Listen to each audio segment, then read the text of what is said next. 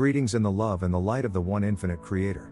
In our journey so far, we have learned to see the earth as a living teacher and the other self as a mirror of our own soul.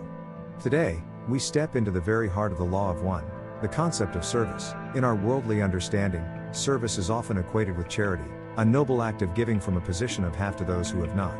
While beautiful, the law of one invites us to move deeper, beyond ego-driven charity, into what we call soul service. True service to others is the recognition that there is no other. When you offer your time, your ear, or your resources to another, you are not performing a duty, you are nourishing a part of yourself that happens to be wearing a different face. Soul service is defined by its transparency. It does not seek the warmth of a thank you or the recognition of a community. It is a natural outflow of the realization that we are all fragments of the same infinite source. If your left hand washes your right, does the left hand demand praise? No, it acts because it is part of the same body.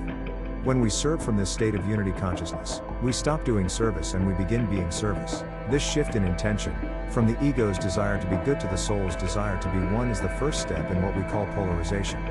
It is the intentional direction of your life force toward the benefit of the whole. As we navigate this third density experience, we are essentially in a laboratory of choice. The law of one describes this as the process of polarization. Just as a magnet has a north and south pole, a soul seeking to evolve beyond this density must choose a primary orientation. This brings us to a concept that many find both challenging and liberating, the 51% rule. To be harvestable or ready to graduate into the higher vibrations of the fourth density, a soul does not need to be perfect. You do not need to be a saint who has never had a selfish thought. According to the raw material, the threshold for the positive path is to be at least 51% service to others. Think about the grace in that number. It means that the Creator recognizes the struggle of being human. It acknowledges that we have egos, survival instincts, and moments of fear. But it asks, where does the balance of your momentum lie? When you have a choice, does the needle of your heart tilt slightly more toward the benefit of the collective than toward the comfort of the separate self? This 51% is the tipping point. It is the moment where your consciousness becomes a net positive influence on the universe. On the other hand, the negative path, the path of service to self, requires an incredibly high degree of purity, needing roughly 95% dedication to the self to achieve harvest. This is because the universe is naturally inclined toward unity. Moving against that grain requires an intense, almost total focus on the ego. For most of us, the path of the heart is not only more joyful, but far more accessible. Polarization is not about a mathematical tally of your deeds, it is about the persistent, quiet choice of the soul to see the other self as equal to the self. We often think that to serve the world, we must do something grand. We dream of starting foundations or moving to distant lands to save lives. While these are noble, the law of one emphasizes the power of microservices. These are the small, often silent acts of kindness that shift the global vibration more than any televised event. A microservice is any moment where you prioritize the harmony of the whole over the convenience of the self. It is the choice to truly listen to a friend without preparing your response. It is the decision to hold a door, to offer a sincere smile to a tired cashier, or to send a silent thought of love to the person cut off in traffic. Why are these small acts so powerful? Because they are practiced in the hidden moments where no one is watching. They prove to your own subconscious that you believe in unity. Every time you perform a microservice, you are sending a signal to the collective consciousness that says, we are one. These acts act as light anchors.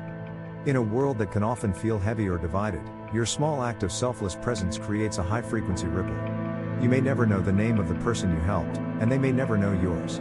But the vibration of the entire planet is lifted by that exchange. This is how we participate in the harvest.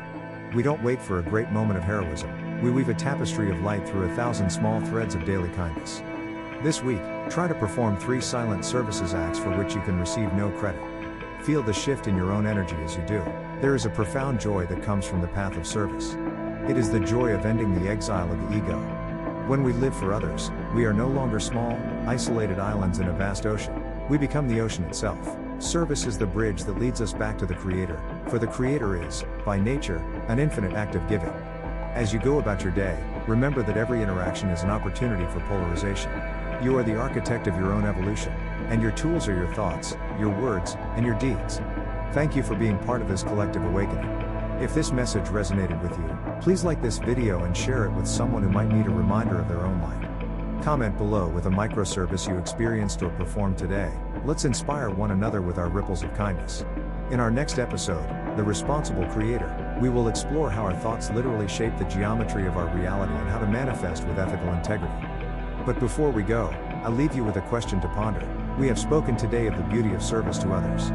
But what happens to the soul when it chooses the opposite path? What occurs when a being dedicates itself entirely to the service of the self? We will dive deep into that shadow in a future exploration. I leave you now in the love and the light of the one infinite Creator. Go forth, rejoicing in the power and the peace of the One. Adonai.